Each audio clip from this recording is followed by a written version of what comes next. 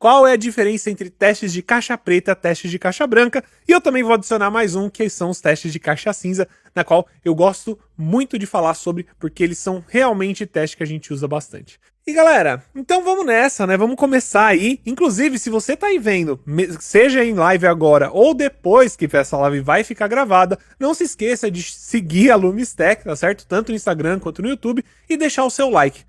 Tá bom? Inclusive, tá, galera? Pra quem não sabe aqui, eu sou formado em Ciências da Computação e eu tive pouquíssima coisa sobre a área de qualidade. Muito, muito pouco. Então, mesmo estudando, né, sobre ciência da computação, trabalhando na área de... trabalhando com tecnologia, eu sabia muito pouco sobre a área de qualidade. Quase nada. Eu fui aprender basicamente ali trabalhando na marra. Por isso que eu falo que é sempre muito difícil achar conteúdo sobre qualidade, porque muita gente começou assim. E por que eu tô falando isso, né? Eu estou falando isso justamente porque quando eu comecei a trabalhar com... quando eu fiz faculdade, eu aprendi na faculdade a diferença de teste de caixa preta e teste de caixa branca. E eu lembro de ter me identificado bastante quando eu tava aprendendo sobre a parte de qualidade, né? Só que eu fiz... em um semestre eu tive uma matéria de qualidade, tá certo? Então, só para vocês entenderem quão poucos lugares realmente entregam aí a área de qualidade, sabem sobre a área de qualidade. E lá eu aprendi sobre teste de caixa preta, caixa branca, o que foi muito útil para minha vida quando eu comecei a trabalhar com QA. Mas na verdade, tá, gente? Saber a diferença necessariamente de teste de caixa preta e caixa branca não vai fazer você focar e ser uma pessoa, um QA melhor necessariamente, tá? Vai fazer você ser um QA melhor, porque você vai ser uma das definições a mais que você vai conhecer. Porém, isso não vai mudar a estratégia de teste que você já iria trazer para a empresa, mesmo que você não soubesse a diferença de cada um deles, tá bom? Porém, eu vou trazer aqui a diferença para vocês. Eu acho que eu já enrolei demais até para começar essa parte. E é super simples, tá bom? Então a gente vai começar com testes de caixa preta. Testes de caixa preta, só para vocês entenderem, é literalmente, né, tá em inglês, inclusive é Black Box Testing. Então se vocês forem falar sobre isso e alguém perguntar sobre Black Box Testing, saiba que eles estão falando também sobre os testes de caixa preta, tá bom? E galera, basicamente o teste de caixa preta, ele é um teste na qual você não vai ter acesso, por exemplo, ao código. Exatamente. Por isso que se chama teste de caixa preta, que é como se fosse uma caixa fechada, uma caixa opaca, que você não consegue ver através. Então, se você está testando um sistema, está fazendo testes funcionais, testes de usabilidade, testes de desempenho, ou até mesmo, né, ou melhor ainda, né, até mesmo testes visuais, eles são totalmente caixa preta, porque você não tem acesso ao código, você não sabe o que está acontecendo ali atrás do código, tá certo? Então, se você está testando um sistema, se você está testando um front-end, você está testando caixa preta, tá bom? Você não está vendo o código. Ó, o Júnior falou aqui, testes de caixa preta são testes manuais? Cara, na verdade, os testes, você pode fazer teste manual e serem testes de caixa preta, e você pode fazer teste manual e ser teste de caixa branca. Por quê? O que define um teste de caixa preta e caixa branca é o caixa preta você está testando sem ver o código. E você testa manualmente sem ver o código, não é mesmo? Você não vai lá e testa, por exemplo, o front-end de um sistema, você não testa um aplicativo novo. Você está fazendo testes de caixa preta. E agora, justamente, eu ia trazer os testes de caixa branca. Os testes de caixa branca, você aí já tem acesso ao código, tá bom? Quem que faz muito até teste de caixa branca são os devs, porque eles têm que testar o código deles para ver se está funcionando ali na hora. Então, como eles têm acesso ao teste de caixa branca, aliás, ao código, eles estão fazendo testes de caixa branca.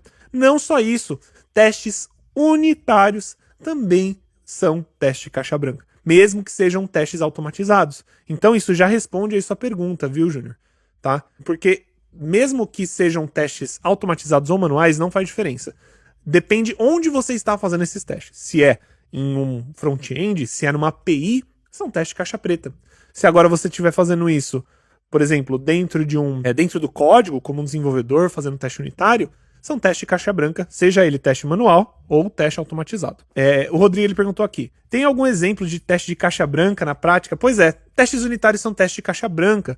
Inclusive, tá? Eu parei muito tempo para matutar sobre isso, né? Justamente porque eu queria entender um pouquinho melhor. E eu vou já trazer, inclusive, outra definição de teste, que é o teste de caixa cinza, que é bem interessante também. Mas, basicamente, os testes de caixa branca são mais feitos pelos desenvolvedores. É muito incomum você pegar um QA que vai literalmente lá no código e corrigir aquele código. Pode acontecer, por exemplo, numa PR, aí já é um teste de caixa branca, verificar se o código está correto, né? Ir lá analisar se o método está funcionando da forma que deveria ser esperado, ou até mesmo solicitar uma alteração em relação à qualidade do código que está sendo escrito. Isso pode acontecer. Tá certo? Então, eu quero que vocês entendam que a área de qualidade, quando você está trabalhando como QA, você vai fazer um pouco menos de testes de caixa branca. É mais incomum, tá certo? Obviamente depende muito do projeto que você vai estar.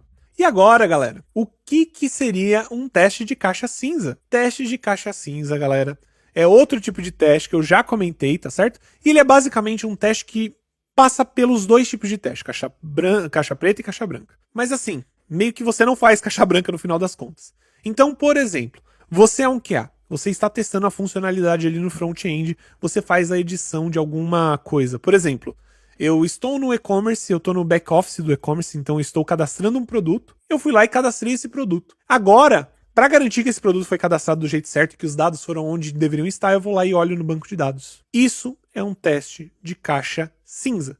Porque você está seguindo os dados, verificando ali dentro do banco de dados, que é um lugar que você pode ter acesso como QA, e ponto. Você está fazendo aí um teste caixa cinza, quase como mesclando tanto o teste caixa preta quanto o teste caixa branca. E sinceramente, esses testes de caixa cinza, eles são muito poderosos. Eles tomam um pouco mais de tempo, na minha opinião, porque você tem que tomar conta toda da parte visual, garantir que você fez o que você tinha que fazer ali na parte visual ou na API, e depois dar uma olhada, por exemplo, no back-end, dar uma olhada até mesmo na própria API. Isso é considerado um teste de caixa cinza, porque você está seguindo os dados, né? Você está vendo se a saída do dado, independente de seja na API, no front-end ou até mesmo no banco de dados, se ele estava no lugar correto, tá certo? Até mesmo na tabela correta. Isso é uma coisa que você pode fazer como QA, tá certo? E ela é muito poderosa. Faz com que você traga qualidade de um jeito muito mais robusto para o seu produto, tá?